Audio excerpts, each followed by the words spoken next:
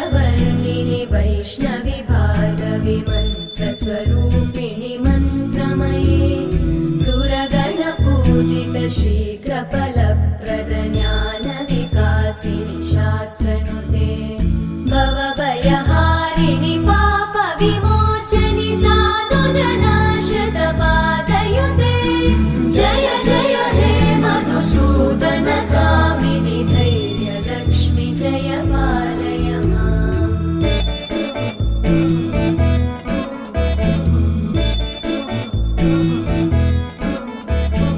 जय जय दुर्गतिनाशिनि कामिनि सर्वफलप्रद शास्त्र